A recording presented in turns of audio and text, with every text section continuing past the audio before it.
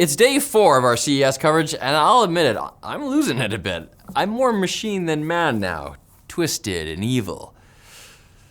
But I know you guys want that tech news. Robots. NVIDIA's keynote focused on AI and robotics with a handful of robot cameos. But how about everyone else's bots?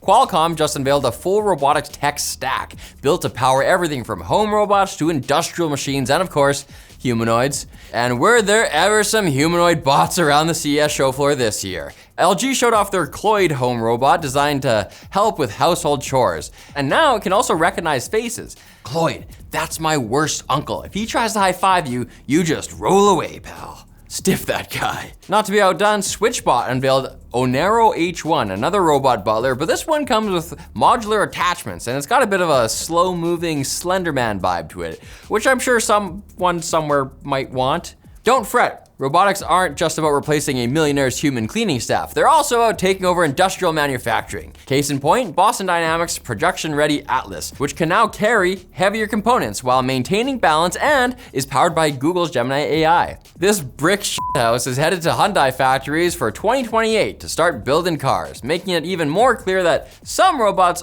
are definitely coming for some human jobs. Outside CES, robot sports are booming. As CNN notes, humanoid bots racing and playing soccer are really showing how fast this tech is advancing, so athletes might be losing some of their jobs soon too. I'm sorry, LeBron, you might not get to play basketball until you're 50 after all. Did you see the Onero H1's physique? I bet that thing can hoop!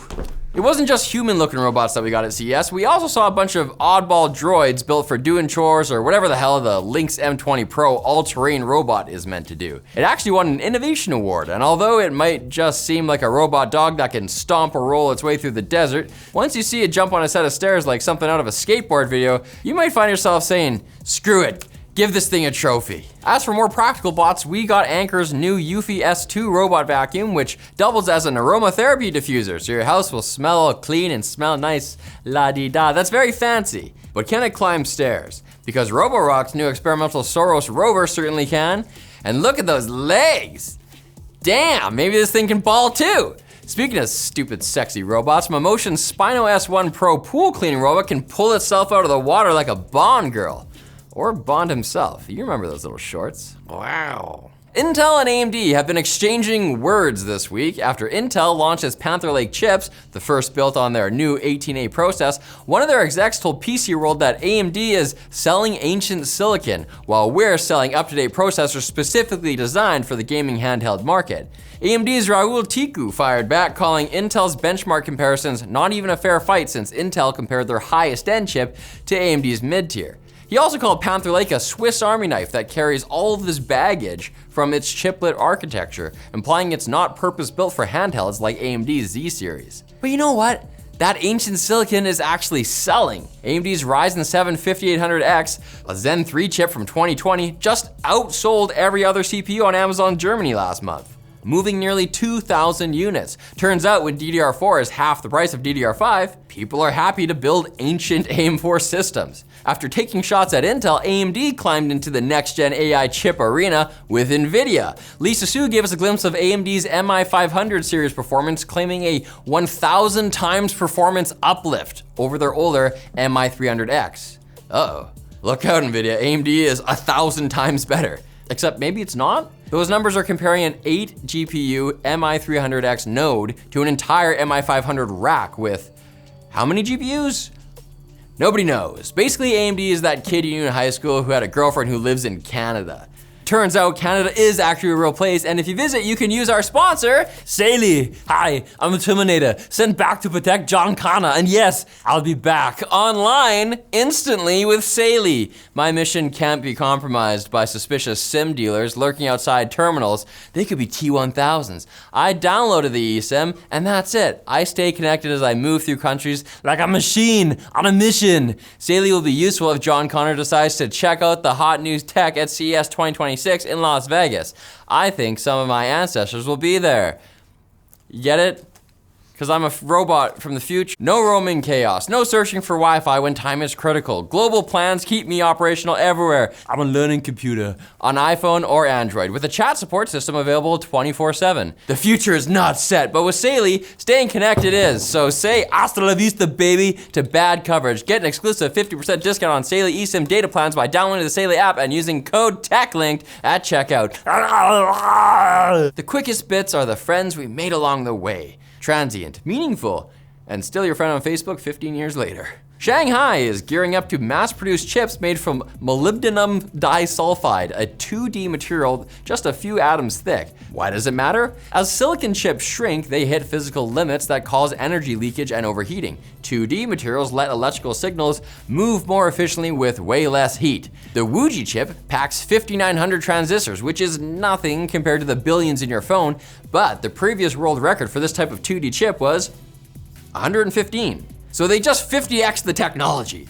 Shanghai Atomic Technology plans to have the production line fully operational by June 2026 with targets of 90 nanometer equivalent processes this year, 28 nanometer by 2027, and 5 or 3 nanometer by 2028. For reference, TSMC's cutting edge is currently 3 nanometers. So if China's timeline holds, which is a big if, they could have a fundamentally different approach to chip making that sidesteps the silicon limits everyone else is running into. Then again, remember how hyped we were for graphene? OpenAI launched ChatGPT Health this week. It's a non-HIPAA compliant, non-end-to-end encrypted health assistant. All you have to do is connect it with b.well and give Sam Altman access to your complete medical history and all your device data. In exchange, you get health advice that OpenAI explicitly says is not intended to provide diagnosis or treatment guidance. Meanwhile, Utah just became the first state to let an AI system legally prescribe medication. For $4 per prescription, Doctronics chatbot can renew 190 different chronic condition meds. Pharmacists are thrilled. One called it a complicated and unnecessary solution, since pharmacists could just renew scripts themselves. Another said it's insulting professionally that the state trusts a computer more than me. While that sounds bad, according to Doctronics' own non-peer-reviewed study, their AI matches real doctors' diagnoses 81% of the time. So only 1 in 5 of you might have a problem. Pretty good for our audience, honestly. Google announced Gmail's quote-unquote biggest update in 20 years, and surprise, it's all AI. Front and center is AI overviews in email search. Remember how hard it was to hit Control F or use the search bar? Now you can finally give your exhausted pinky finger a break. All you have to do is let Google read all of your emails, and then you can ask Gemini, who have I told you that I have a girlfriend up in Canada? And Gemini will dig through your inbox and let you know all the people you've lied to in your life. There's also a new AI inbox view that prioritizes your to-dos and identifies your VIPs. If users don't want the service, then they have to opt out of it. Users have to opt out, not in. And if you don't, then Google's gonna read all your emails. I mean, they probably already were, but now they're gonna be weird about it. Bose is officially letting its Soundtouch smart speakers reach their end of life and will shut down cloud support this spring. But instead of just bricking them all like most companies do these days, Bose is releasing the API and documentation. Now developers and enthusiasts can build their own tools and keep the devices useful. Bose is apparently keeping things like AirPlay, Spotify Connect, Bluetooth, and local app control working as basic features. Please, everyone else, learn from this. It's crazy that Bose looks like an absolute hero for just not bricking something that people have paid for. We're living in the age of the bare minimum level of decency here. It's so depressing. Thank you, Bose. After several lawsuits, Roblox has decided that child safety is important. The company announced that they now require facial age verification for users to use chat. Users have to let the app scan their face, then it'll guess their age and sort them into discrete age groups to ensure that users are only communicating with other people their age.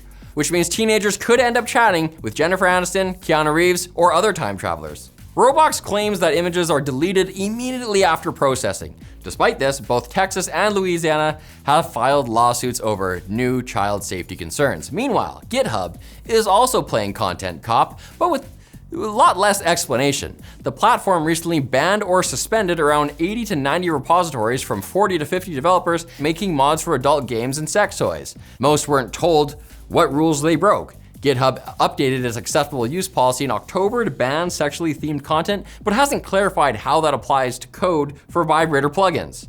Some accounts were mysteriously reinstated after a journalist started asking questions, still with no explanation though. Affected developers are now migrating to alternatives like GitGoon, which is exactly what it sounds like. And if you don't know, please don't ask, because I can't explain more or YouTube will demonetize us with explanation. Speaking of YouTube, please come back to it tomorrow for the last of our 5 days in a row of CES tech news. Who knows what kind of crazy shit could happen? I certainly don't, and Lord knows I'm confused and scared as hell.